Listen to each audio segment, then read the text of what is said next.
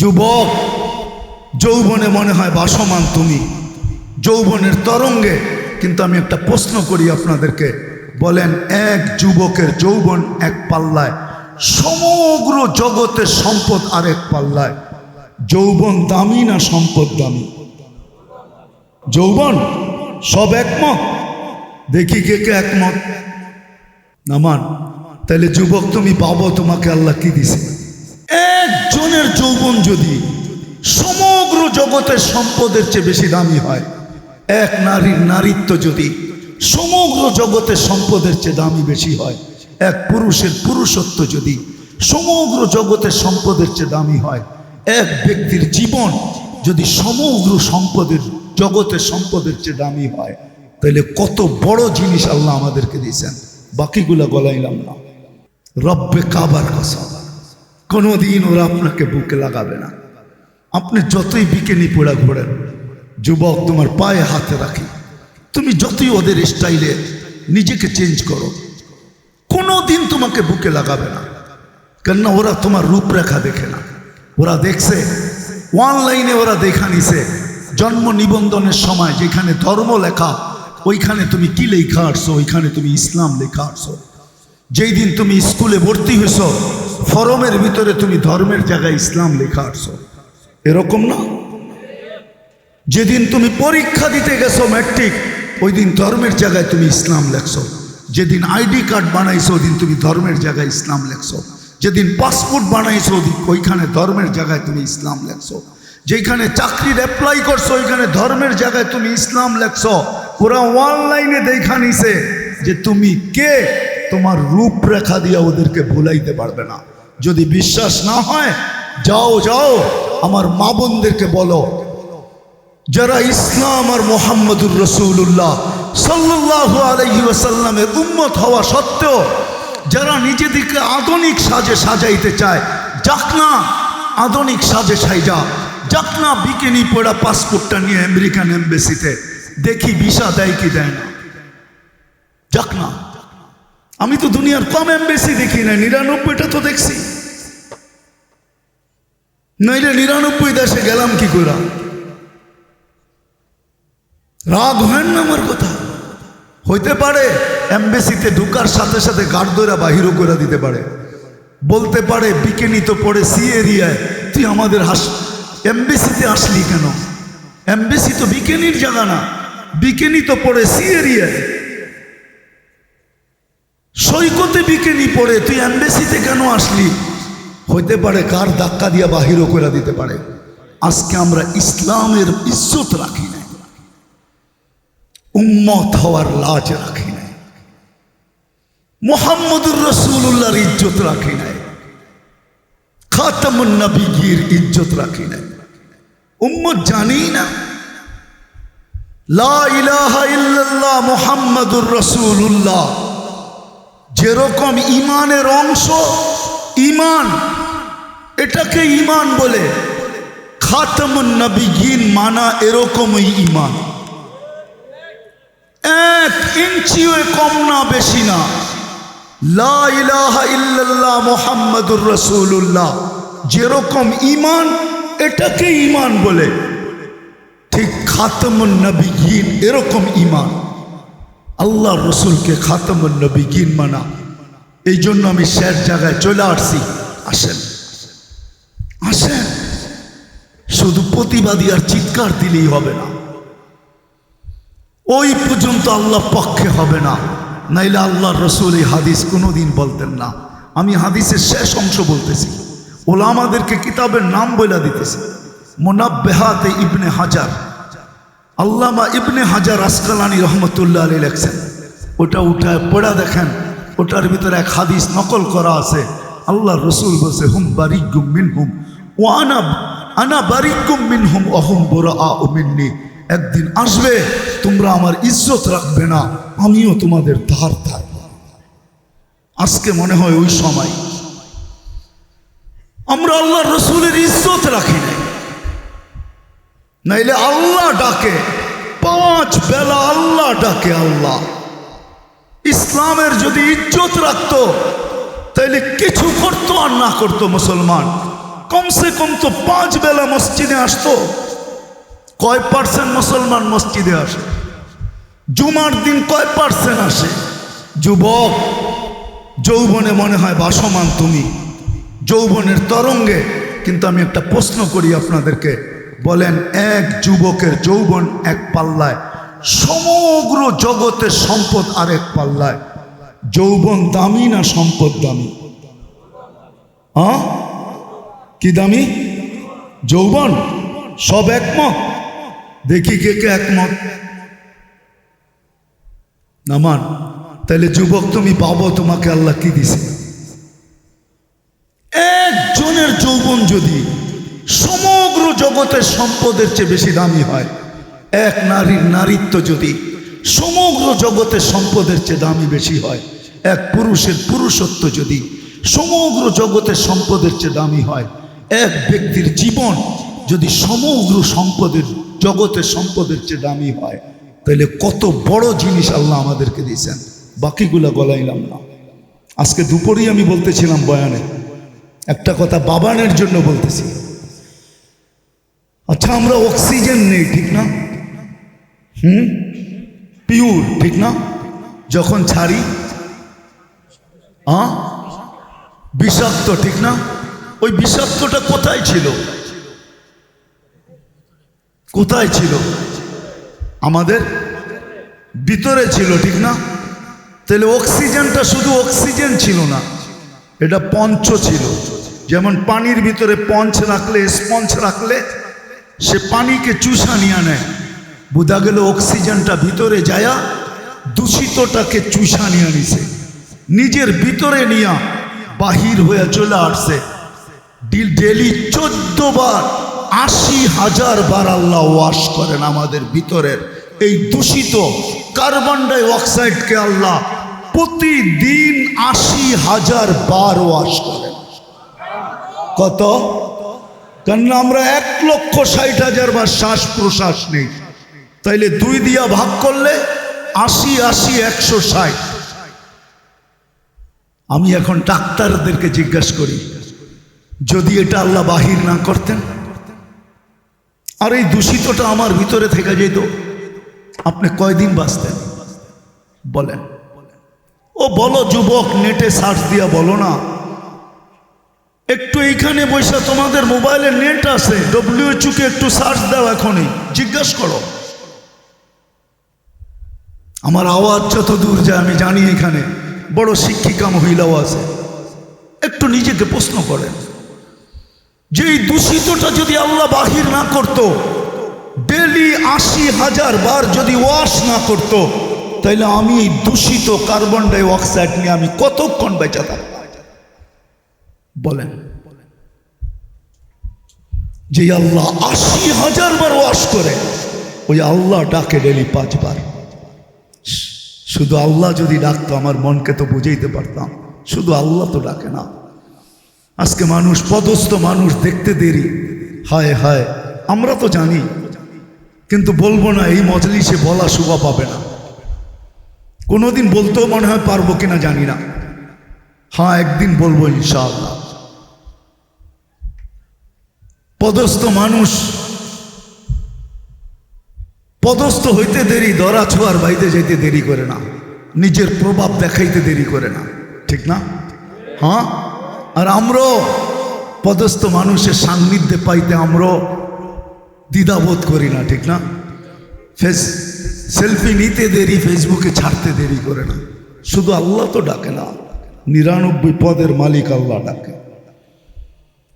দোস্ত, এইখানেই তো সবচেয়ে বড় ভুল, এইখানেই সবচেয়ে বড় ভুল। রাগ হয় না, আলেম ওলামা ছাড়া একজনও এখানে নেই, এক যুবকও নাই। যদিও সারাদিন আনলিমিটেড চালায়, নেট আনলিমিটেড চালায়, কেন এই এলাকায় কোনো ঘর নাই যেই ঘরের ভিতরে ওয়াইফাই না আছে, কোনো দোকান নাই যেই দোকানে ওয়াইফাই না আছে। সত্য তো? হ্যাঁ, কিন্তু 2 মিনিট খরচ করে আজ পর্যন্ত কেউ দেখে না 99 নামের অর্থ।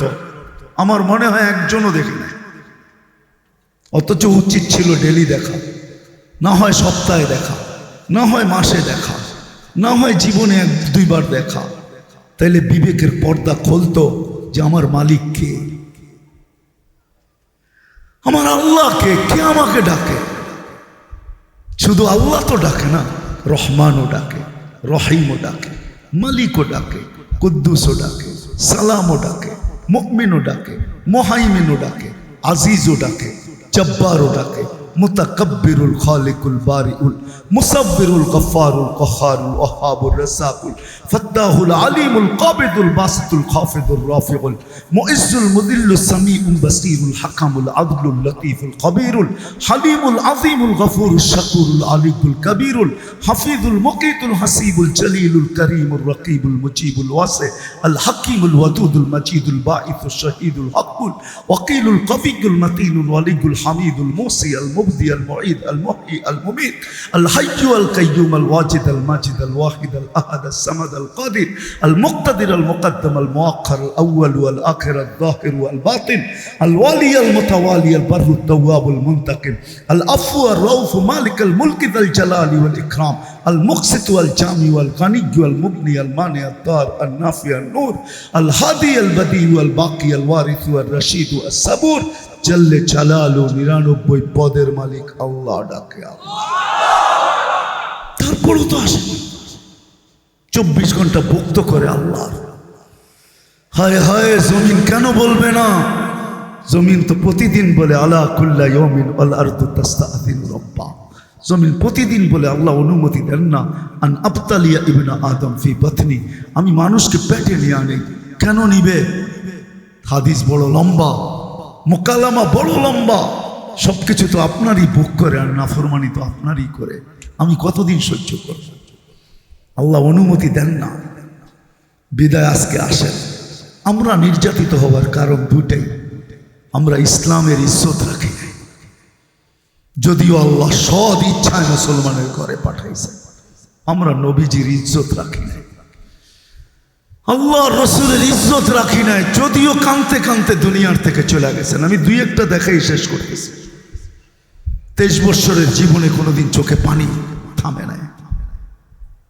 জিবরিল মিকাইল জিজ্ঞাসা করছে মা জালা আরাকা তাবকি, যখনই দেখি কাঁদেন কেন?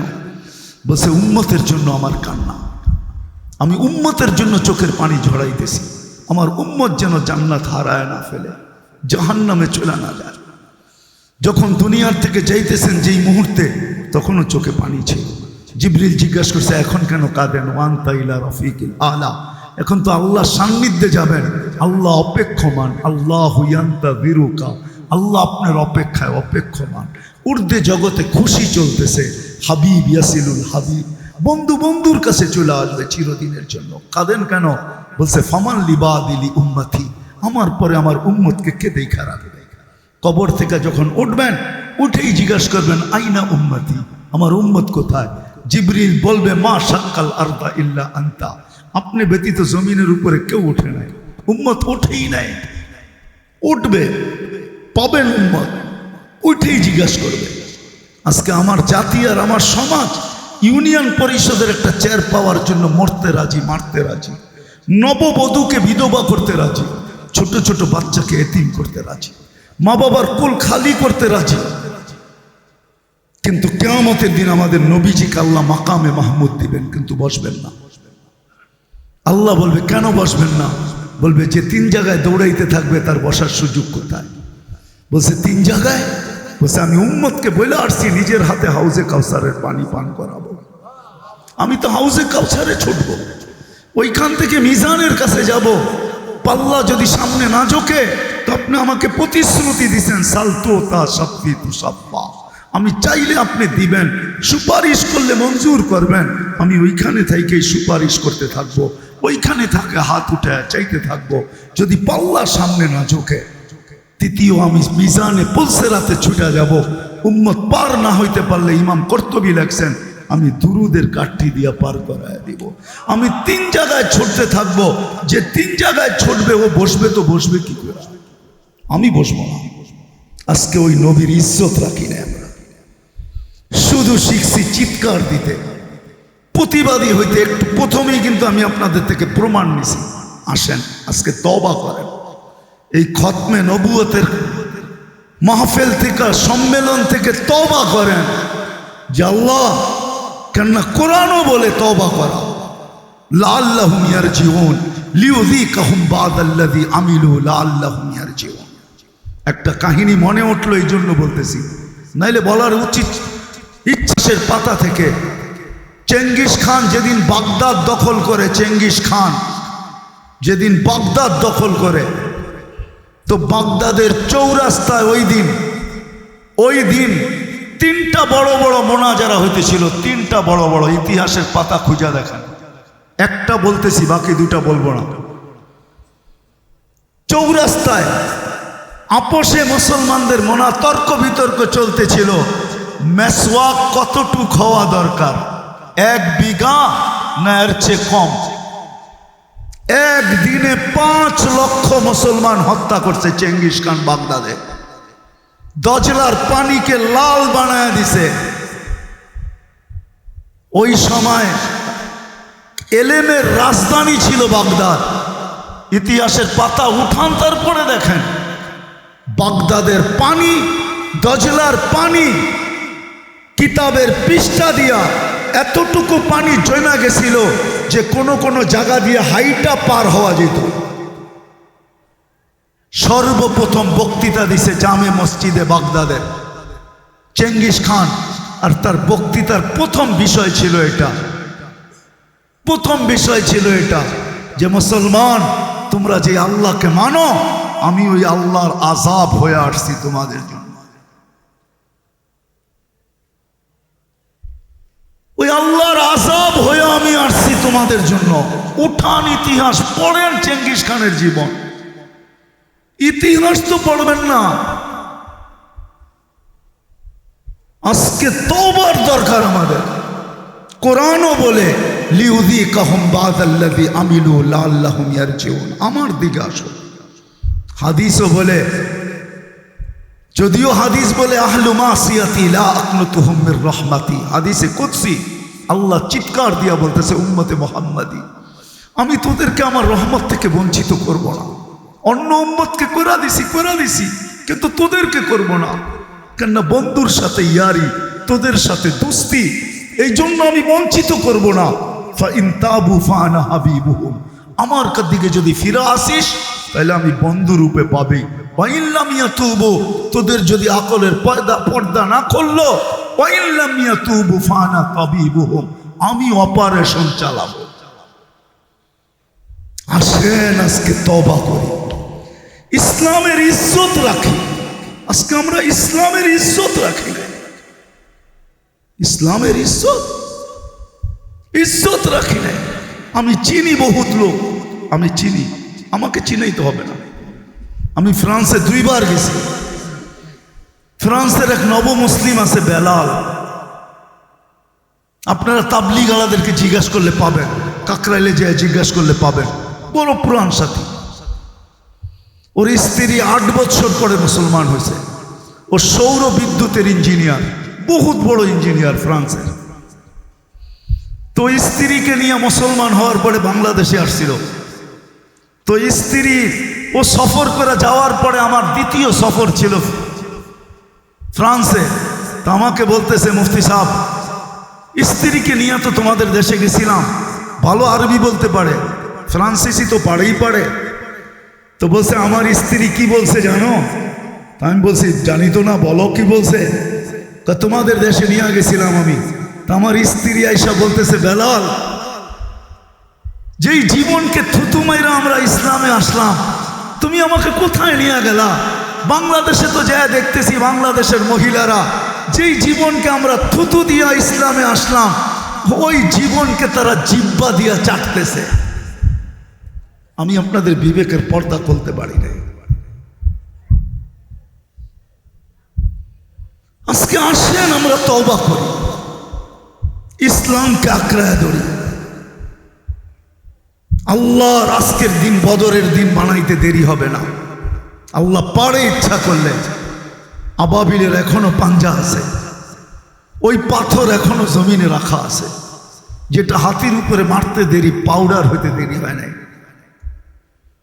হায় মশা আমাদের গুলা পর যদিও ছোট, কিন্তু মাঝে মাঝে কোনো কোনো এলাকায় বড় বড় পরওয়ালা মশা দেখা যায়। আল্লাহ হুকুম দিতে দেরি, ওরা দুই ডানায় দুই পাথর নিয়ে উঠতে দেরি করবে না।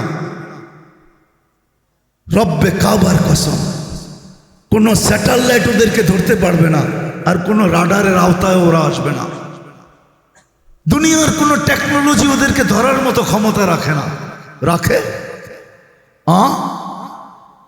হুকুম দিতে দেরি, উঠতে দেরি হবে না। আসেন আজকে আমরা তওবা করি। রাজি? আল্লাহ কিন্তু এখন প্রথম আকাশে, রাতের 3 ভাগের 1 ভাগ অতিবাহিত হয়ে গেছে। চলেন আমরা কমসে কম আজকে খতমে নবুয়তের এই জলসা থেকে সারা উম্মতের পক্ষ থেকে তওবা করি আগে, যে আল্লাহ আমরা ভুল করে ফেলছি, আমরা ইসলামের ইজ্জত রাখতে পারি না। এটা উম্মত, ব্যক্তি না। উম্মত কয়েক ব্যক্তি না। আমি হাদিস দিছি, আমাদেরকে বাটনার নিচে পড়তে হবে। আম্মাজান বলছে, জিজ্ঞাসা করছে, আনুল হিকু আফিনা সালেহুন ক্বালা ইদা কাসুরাল খাবাস। খারাপ লোকদের, হায় হায়, আল্লাহর হাদিস তো শুনাইলামই না। আল্লাহ বলছেন, হাদিসে কুদসির অংশ দিতেছি আমি। আল্লাহ বলে, ফামুতু বিআইয়ি আউদিয়াতিন আনতা মুতু ফালা উবালি বিকুমুল্লাহু বালা। যেইখানে মনে চায় ওইখানে যায় মরো, আমি তোমাদের দিকে তাকায়ও দেখব না।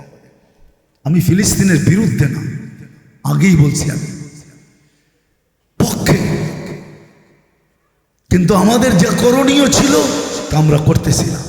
এই জন্য তওবা করতে রাজি?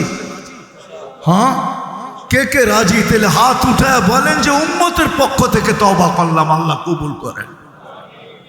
নামান আমি পায়ে হাত রাখা বলবো, বিশেষ করে যুবকদেরকে, বিশেষ করে আমার আওয়াজ যত দূর যায়, আসেন। আজকে বুঝে আসবে না, একদিন বুঝে আসবে ইনশাআল্লাহ।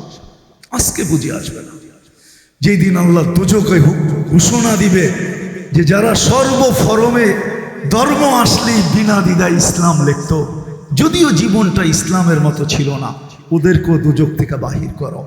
এই ঘোষণাটা যেদিন দিবে, ওই দিন সারা দুনিয়ার কাফেররাও বলবে লাউ কুন্না মুসলিমিন। হয় আমরা যদি এরকম কাগজে মুসলমান হইতাম, তাইলেও তো আজকে বাহির হয়ে যাওয়ার সুযোগ হইত। আসেন, ইসলামের ইজ্জত রাখি, উম্মত হওয়ার লাজ রাখি। যদি রাখতে পারি তাহলে আমার বিশ্বাস কালকে সূর্য নতুন কোনো খবর নিয়ে উঠতে পারে। তবে এটাও সত্য, এটাও সত্য, এটাও সত্য, এটাও সত্য যে ফিলিস্তিনের জমিন ফিলিস্তিনওয়ালাদেরই থাকবে, এতে কোনো সন্দেহ নেই। মুসলমানের কেবরা মুসলমানেরই থাকবে, এতে কোনো সন্দেহ নেই, এতে কোনো সন্দেহ নেই। আলহামদুলিল্লাহ, মুসলমান যেইভাবে ফিরতে শুরু করছে আমরা দেখতেছি এখন যুবকদেরকে।